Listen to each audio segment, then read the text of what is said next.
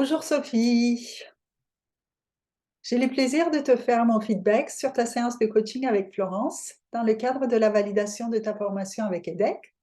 Je vais commencer par te faire un retour global de ce que j'ai observé de ton coaching et de toi en tant que coach. Et ensuite, je vais aller plus dans le détail de ce que j'ai trouvé top et également mes propositions de ce que tu peux améliorer. Ça va être dans un ordre chronologique. Donc, pour faire un topo du coaching, c'est un coaching avec Florence.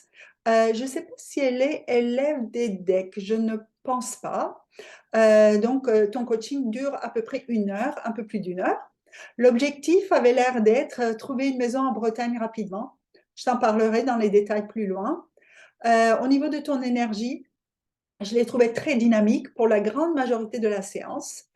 Tu as gardé une posture plutôt de leader, tout en incluant une position basse, notamment dans un moment après la minute 38.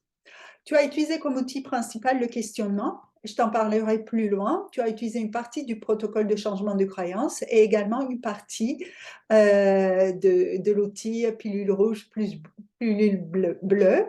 J'ai vu les étapes objectifs, je t'en parlerai, la réalité, mind shift, tu as fait l'action également. Un tout petit bout d'intégration. Maintenant, je vais aller plus dans le détail de ce que j'ai observé. Tu demandes à Florence du feedback depuis la dernière séance. C'était top. Elle ne se rappelle pas de son objectif. Ma proposition pour toi à cette étape est la suivante. Comme tu sais, le coach adopte une position haute sur le cadre, et là, c'est l'occasion pour toi de renforcer le cadre et également vérifier son engagement dans le coaching. Tu aurais pu te servir de l'échelle de 1 à 10 où en est ton envie d'avancer. Je vais également attirer ton attention non verbale de Florence. Elle est penchée en avant, prenant appui sur ses coudes, sa main est sur sa tête. Elle se frotte le front ou pose sa tête sur sa main comme ça pour la tenir. Quand tu es confronté à ce genre d'attitude, c'est important de remonter l'énergie en lui demandant de se redresser, bien respirer, garder sa colonne droite, qui est la structure qui est censée la tenir.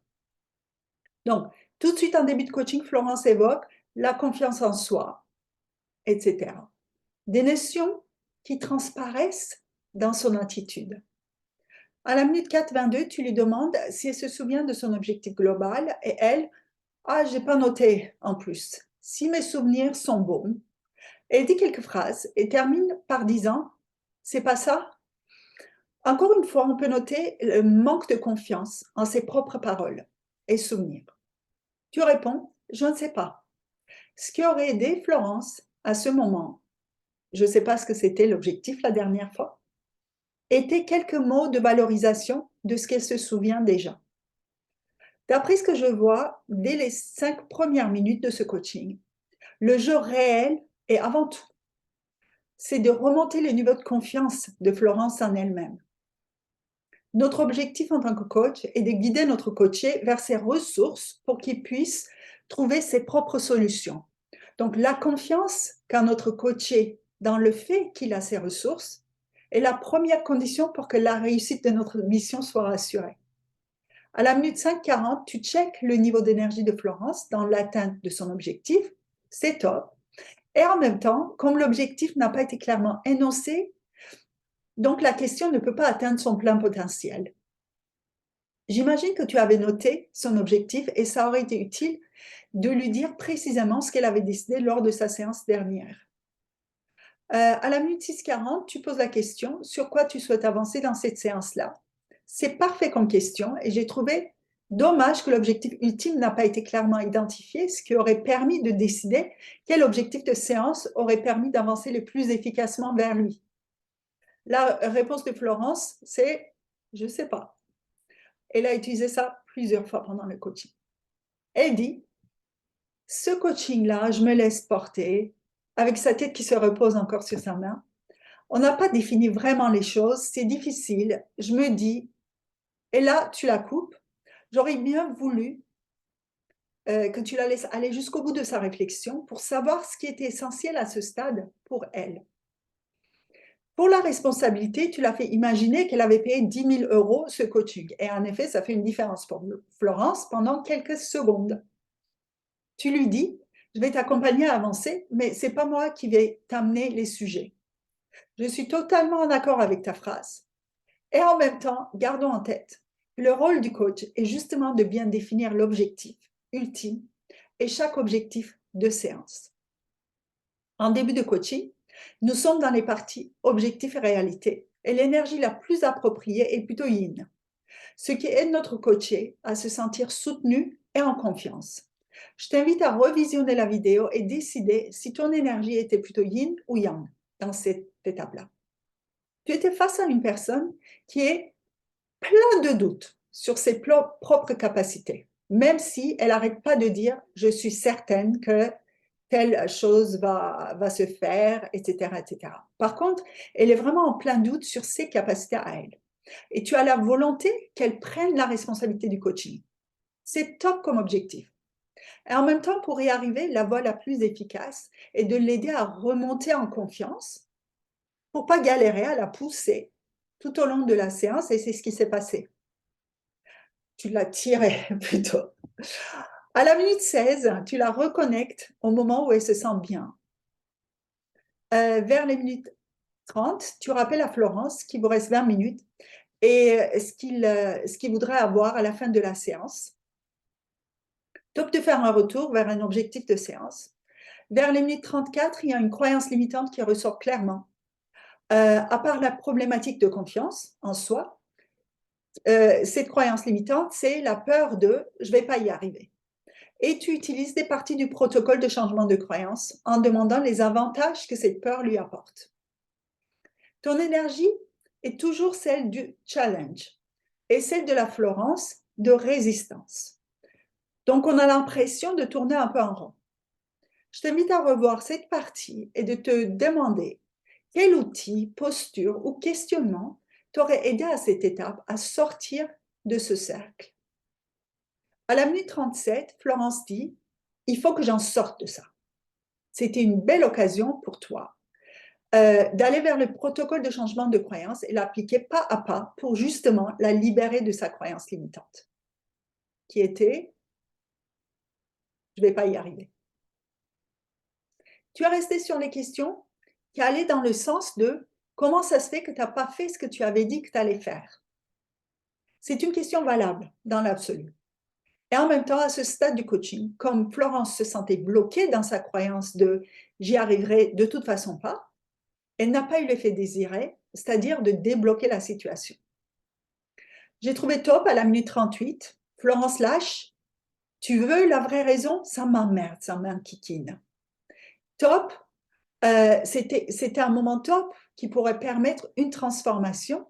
Tu as fait une belle silence d'au moins 1 minute que j'ai trouvé vraiment top. Ensuite, tu as posé une belle question. Qu'est-ce qui se passe, Florence? Et là, j'ai vu un changement d'énergie chez toi. Tu as apporté de la douceur dans ton intervention. C'était très agréable à voir à ce moment-là et je pense que ça a vraiment aidé Florence. J'aurais aimé voir beaucoup plus de cela. On dirait que le coaching a complètement changé à partir de ce moment où toi, tu as changé ton énergie vers une douceur et tu as eu un vrai moment d'accompagnement jusqu'à la minute 40. J'ai observé plusieurs occasions où tu poses des questions fermées. Je t'inviterai à intégrer beaucoup plus de questions ouvertes dans ton questionnement, ce qui permettrait pour le coaché de présenter ses propres perceptions. Florence exprime que les choses sont trop difficiles, elle ne réussit rien. Dans ces instants qui ont suivi, tu as donné quelques exemples des choses qu'elle avait réussies, c'était top et ça aurait beaucoup. Et en même temps, ça aurait eu beaucoup plus d'impact si Florence les avait exprimées elle-même. Tu l'as dit dans ton feedback, ça. Encore ici une question ouverte dans le genre. Tu dis que tu ne réussis pas, mais je suis sûre qu'il y a des choses que tu réussis. Tiens, donne-moi quelques exemples de ce qui a fonctionné pour toi récemment. À la minute 47, tu demandes « Qu'est-ce qui est vraiment important pour toi, Florence ?» Et elle te répond « Dans la vie ?» Tu réponds « Non, maintenant. » Là, tu avais l'occasion pour toi de connecter Florence avec ses valeurs pour ensuite lier l'action de chercher son logement à ses valeurs importantes. Comme on en parle souvent dans l'école, les valeurs sont super utiles pour créer de la motivation et ce dont Florence manque. Vous avez parlé de la procrastination. À la minute 48, tu passes à l'étape action. C'est top en soi. Et en même temps, comme tu as pu constater, de votre dernière séance que Florence, même si elle trouve des actions à faire, ne passe pas pourtant à l'action. Donc, avant de mettre en place les actions, nous avons tout intérêt à nous assurer que le coaché sera en mesure de les appliquer. Tout au long de la séance, de plusieurs manières différentes, tu as posé la question à Florence de qu'est-ce qui fait que tu ne fais pas ci ou ça. Comme tu as pu constater, elle n'a pas la réponse. Pour pouvoir débloquer ce coaching, ce qui est nécessaire avant toute autre étape est de travailler ses croyances limitantes. Plusieurs ont fait surface. Manque de confiance en soi, peur de ne pas réussir, être découragé devant les difficultés, se laisser vivre. Tant que ces croyances limitantes, c'est pas exhaustif, hein, ça c'est les majeures que j'ai vues. Tant que ces croyances limitantes ne sont pas traitées et reliées à ces valeurs, Florence ne passera pas à l'action. La meilleure voie pour toi est d'appliquer les protocoles de changement de croyances à chacune de ces croyances limitantes et seulement après, mettre en place une stratégie pour trouver un logement. À la fin du coaching, tu demandes à Florence ce qu'elle retient, c'était top. Elle dit avoir pris conscience qu'elle met la tête dans le sable. C'est top et ça donne une belle croyance limitante à traiter lors de votre prochaine séance. À la minute, j'ai pas noté la minute là.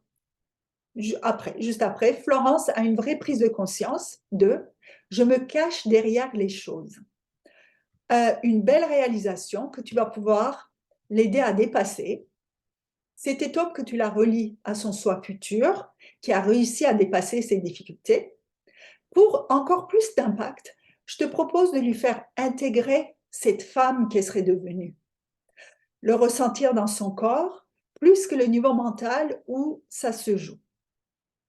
Donc, concernant ton feedback, je suis d'accord avec toi que tu étais dans une posture challengeante et que l'objectif n'était pas bien défini.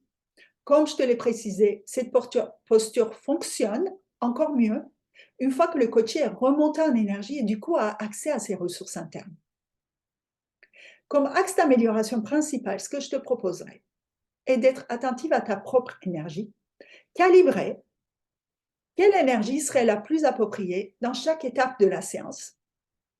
Ma suggestion serait d'être dans une énergie de curiosité, de valorisation et de soutien en début, d'un mélange de yin et yang lors du mind shift, dans une énergie plus dynamique dans les étapes de stratégie et d'action, et pour revenir à une énergie plus douce pour l'intégration.